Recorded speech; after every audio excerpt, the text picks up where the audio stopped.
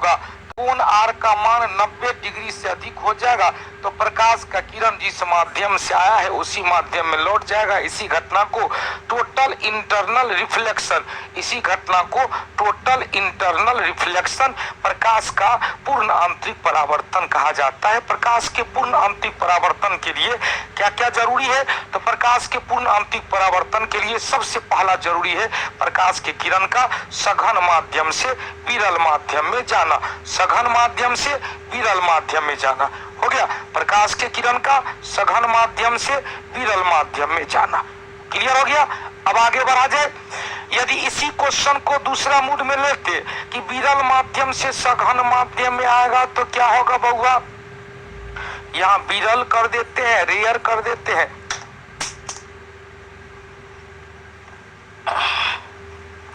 और यहाँ सघन कर देते हैं। जब प्रकाश का किरण विरल से सघन में आएगा तो क्या होगा? अविलंब की ओर मुड़ जाएगा। मतलब कोण आई इज ग्रेटर देन कोण आर। इसका मतलब क्या होगा? कोण आई इज ग्रेटर देन कोण आई, कोण आर। मतलब आपतन कोण का मान बड़ा होगा, अपवर्तित कोण का मान छोटा होगा। क्वेश्चन अपवर्तन से ढेर सारा क्वेश्चन पूछता है। सूर्योदय से कुछ समय पहले ही आसमान में सूर्य दिखाई देने लगते हैं, सूर्यास्त के कुछ समय बाद भी आसमान में सूर्य दिखाई देने लगते हैं। नदी, तालाब, कुआं की गहराई वास्तविक गहराई से कुछ कम महसूस होता है। पानी में तैर रही मछली का आभासी गहराई कम महसूस होता है। पानी में डूबा हुआ मछली पोठिया है, बाहर से देखने पर रेहू दिखाई देता है। पानी में छोटका नींबू डूबा हुआ है, बाहर से देखने पर बड़ा नींबू दिखाई देता है। पानी में डूबा हुआ छड़ को किनारे से देखने पर टेढ़ा या झुकी हुई महसूस होता है। क्लियर हो गया? अब देखो बाबू ध्यान से सुनिएगा, यह सारा क्वेश्चन निकल गया। 8 क्लियर हो गया तो 9वां क्वेश्चन चलते हैं।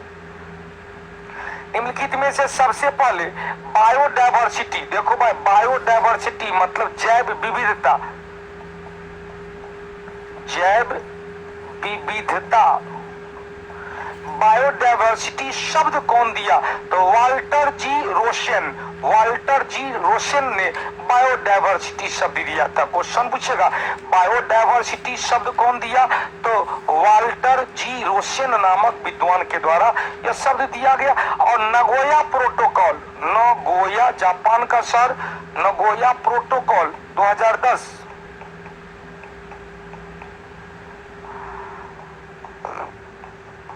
का संबंध किससे? बायोडायवर्सिटी से है, जैव विविधता से। क्लियर? यहाँ पर एजी टांसले है, ओडोम है, रीटर है, तीनों विद्वान भी महत्वपूर्ण है। एजी टांसले ने क्या किया? इकोसिस्टम टर्म दिया था। यह क्या टर्म दिया था? इको सिस्टम टर्म दिया था। जबकि ओडोम को क्या कहेंगे? फादर ऑफ इकोसिस्टम कहा गया। रीटर क्या दिया था? इकोलॉजी टर्म दिया था, इकोलॉजी टर्म दिया था। जबकि हैकल को फादर ऑफ इकोलॉजी कहा गया, हैकल को फादर ऑफ इकोलॉजी कहा गया। हो गया? क्लियर हो गया बाबू? चलिए बहुत अच्छी बात।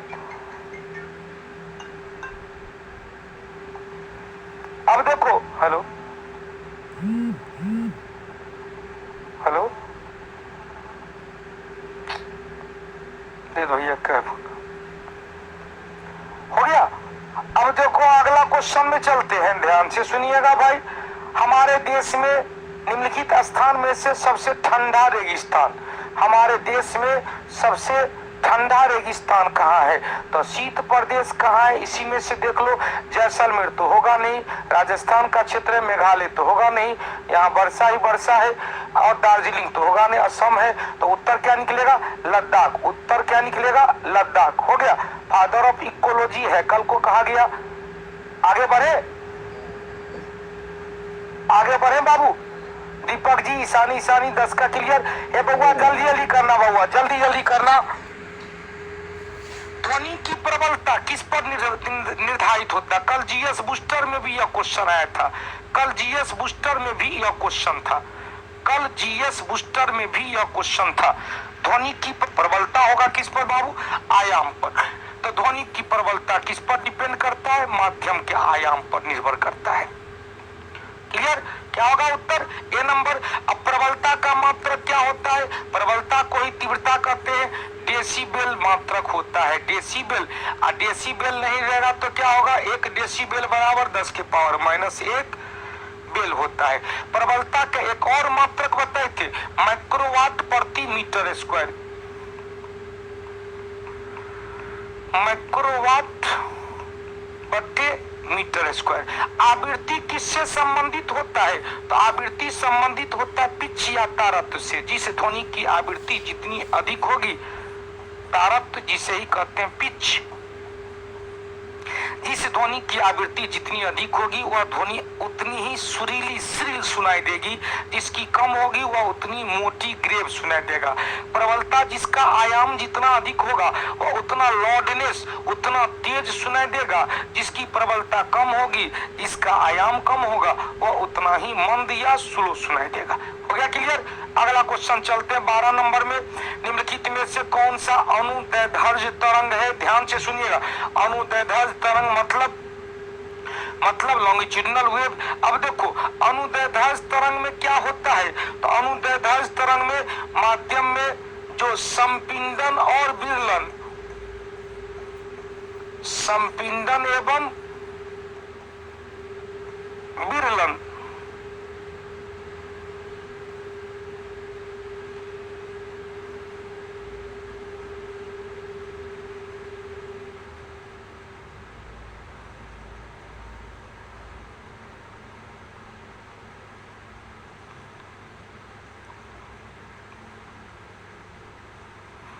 अब देखो ध्यान से सुनिएगा।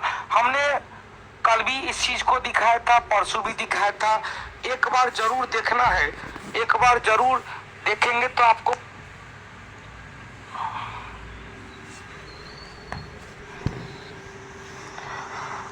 अब देखो यही है अनुप्रस्थ तरंग, सॉरी अनुदैर्ध्य तरंग। इसे अंग्रेजी में क्या कहते हैं? Longitudinal wave. क्या कहते हैं बाबू? Longitudinal wave. क्या कहते हैं? Longitudinal wave. अब क्वेश्चन पूछेगा कि लॉन्गिट्यूडिनल वेव में क्या है? तो माध्यम का कण जब पास पास रहेगा तो उसे कहेंगे सघन माध्यम, और जैसे दूर होगा तो उसे क्या कहेंगे? विरल माध्यम। तो सघन और विरल होते हुए, सघन और विरल होते हुए यह तरंग गति करती है। ध्वनि तरंग कैसी तरंग है? या अर्थक्वेक वेग, भूकंपीय तरंग, दिल की धड़कन, यह सब कैसा है भाई? तो यह सब कैसा तरंग है? अनुदैर्ध्य तरंग है। उत्तर निकलेगा अनु। तनी हुई डोरी, जल तरंग, प्रकाश तरंग की प्रकृति कैसी है? तो ध्यान से सुनिएगा। तनी हुई डोरी में कैसी तरंग चल रही है? तनी हुई डोरी में या क्या कहेंगे? जल के सतह पर, या क्या कहेंगे? जल के सतह पर भी कहेंगे ये तरंग। और प्रकाश तरंग की प्रकृति भी ऐसी होती है।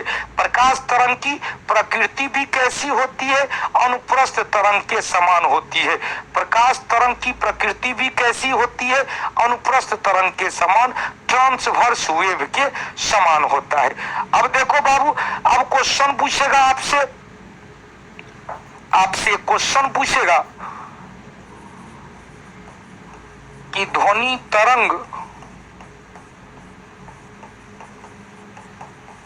सामान्यतः अनुदैर्ध्य तरंग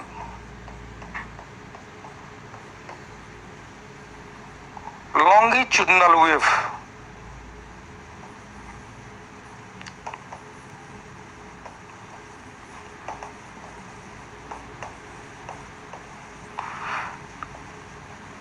किंतु जब ध्वनि तरंग द्रव या तरल के सतह पर उत्पन्न होता है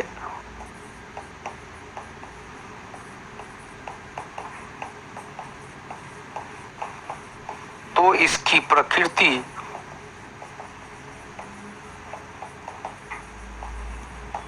अनुप्रस्थ तरंग के समान, ट्रांसवर्स वेव के समान